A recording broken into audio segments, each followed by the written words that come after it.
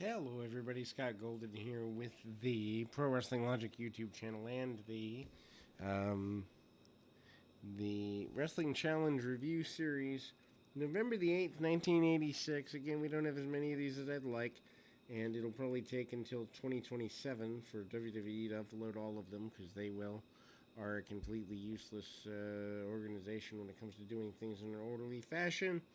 In any event, though, this particular episode is kind of notable for a couple of reasons. Number one, we don't necessarily see Roddy Piper compete in a match very often, and he does here. Although, before we get there, George Steele and Junkyard Dog versus Mito and Navarro. George Steele and Junkyard Dog end up teaming partway through 1987. Steele, of course, has been feuding with Randy Savage for the last little while until he transitions into the Ricky Steamboat feud, which culminates at WrestleMania 3. Junkyard Dog kind of going into a house show program with Butch Reed that doesn't go too terribly well for Reed because he misses the the Intercontinental title opportunity, according to some rumors. Anyway, Steel, punch, kick, basic stuff, runs the enhancement talent into the buckle. Junkyard Dog comes in, hits a clothesline and a back body drop and a power slam attempt, but it's awkward as all heck because, well, the guy tries to move in the middle of the power slam, but the victory is caught by the team of Steel and JYD. Wrestler rebuttal, Valentine and Beefcake once again complaining that they have not had their due diligence as it relates to a tag team championship match. They are also not happy with the fact that Moolah won a battle royal. They could have won a battle royal, etc., and so forth. Not sure where this segment really was going. It doesn't really serve the greatest good in the end anyway. Roddy Piper and Mr. Fuji, because Fuji is tied to Morocco, I assume, is the main reason why this match takes place. Piper at this point, mere months away from his supposed retirement at WrestleMania 3.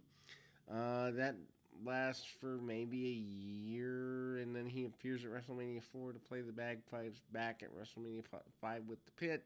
Back to wrestling. Hollywood doesn't go as well as Piper had hoped. Shots by Piper, and he manages some punches and a martial arts shot. Piper, not exactly the best guy in the ring, really good in interviews, though. Actually, we see Piper shove Danny Davis for a moment. Double leg takedown by Piper after Fuji gets a couple of offensive maneuvers on him. That match continues to break down, and Piper gets a bit of a win with a sleeper, and then he again gets that win. Hillbilly Jim mentions attending Farmers Aid. I guess there's some sort of droughts across the country. I don't know, because in 1986 I was about 5.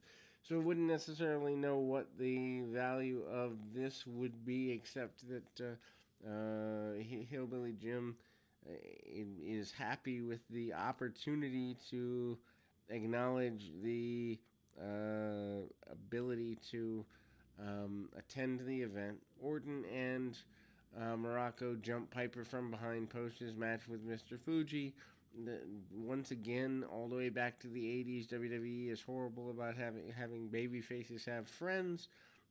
Piper does mount a comeback against 2-on-1 with the guys, comes in with a baseball bat, or actually maybe a crutch. Yeah, crutch. And takes out Morocco and Piper that way.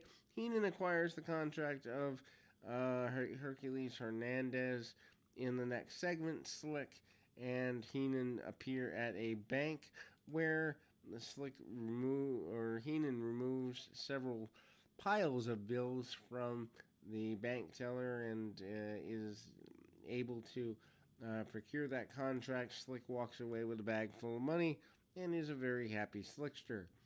Heenan then manages Hercules Hernandez in a match with Scott McGee, different from Tom McGee, who is vaunted as a major star who never was. Irish whips and reversals by McGee. McGee with a dropkick under the chin. Hercules bounces back. Hercules, though, probably is a major talent, at least for the next year and a half, 2 years. And then kind of drops down with the power and glory thing just a little bit in summer of 90. But Hercules looks like $1,000,000 for those that have not followed our Mid South series. Watching him develop before he goes to the WWF might be a fun journey for you, as he is a major force in the Mid South area. Big clothesline, then a backbreaker, and the submission victory for Hercules. The Islanders comment on the tag team titles. They want the Bulldogs. They also want the Hart Foundation. They're willing to take any opportunity they're given because they understand kind of working the way through the ranks and hopeful of being a team that gets victories in quick succession. Very basic there.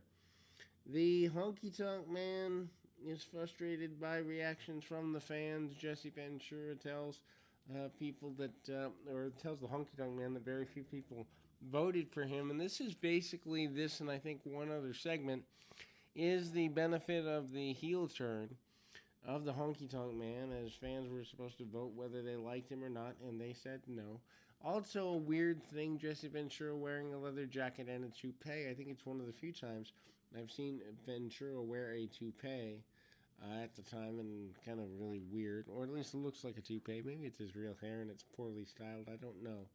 But regardless, Jesse's hair looks very weird in this particular version of Wrestling Challenge. Hillbilly Jim is up next, and certainly not particularly a super experience, as Hillbilly Jim and Billy Jack Haynes are teamed against Funk and Renslow. Jimmy Jack Funk is the guy here. Billy Jack comes back, gets a hip toss. Again, Billy Jack Haynes does have a lot of athletic ability. They kind of do inset promos like they're going to be a team, although I don't remember them being a long-term team, so maybe this is kind of a build-up to something that doesn't really come to complete fruition. Again, Billy Jack, gone by the summer of '87. I think he goes back to, I knew he goes back and does some Memphis work and goes back to Oregon for a while. But a clothesline and almost hanging noose by Jimmy Jack Funk. Of course, Jimmy Jack Funk brought in as the third Funk brother. That process doesn't last very well for him either. And, kind of still there. Hayes comes out the back door, takes over to Hillbilly Jim. Hillbilly Jim still doing kind of the scuffling hillbilly gimmicks, updated into the 80s and late 80s into the early 90s. The original gimmick started in the 50s, so this is kind of a throwback gimmick. Headbutts by Hillbilly Jim, and again, a tag off. Billy Jack Haynes not very happy with anything that's happening here. Irish whip and Hillbilly Jim with a kick, and then a full Nelson by Billy Jack Haynes gets the victory.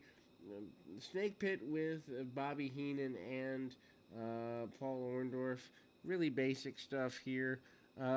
Basically, Jake Roberts endorses Orndorff as being a good talent, endorses him as being the guy to undo the winning streak and championship reign of Hulk Hogan. Has to be tough because it's around this time that Hogan is supposed to wrestle Jake Roberts in a program, but the program doesn't happen because the fans turn on Hogan in favor of Jake, and that has to be bittersweet. Obviously not getting that main event money, but knowing that at one point you were as over as the most over guy in the company must have felt good.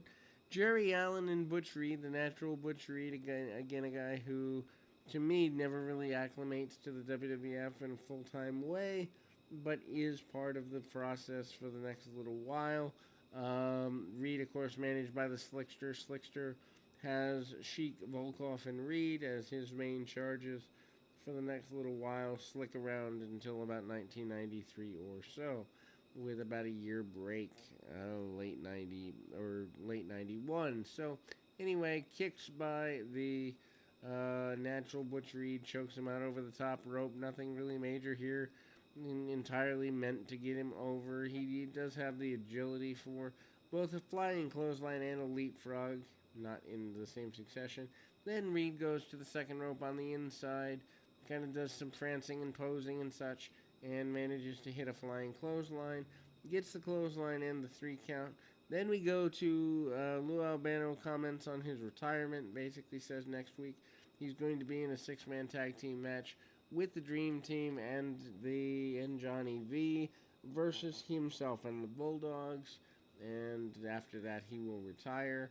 Both the inferences, both from managing and wrestling, and this is probably to pop a rating as much as anything else. Islanders against Frenchie Martin, who later becomes a manager around late '87, early '88.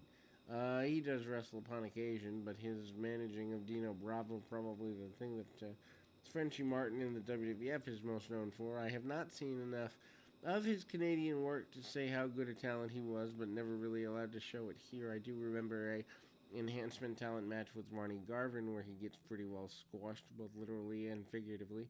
The Islanders still baby faces here. Tama comes in, hits a couple of hip tosses and a body slam or two and some arm drags. Obviously, Haku, the more seasoned veteran, and then we see Nikolai Volkov and the Iron Sheik doing an inset promo setting up for the eventual match between them and the Islanders. Islanders still firmly entrenched in being babyfaces. Miss of the drop of the elbow by Haku, and Haku, though, does manage to get out of the way.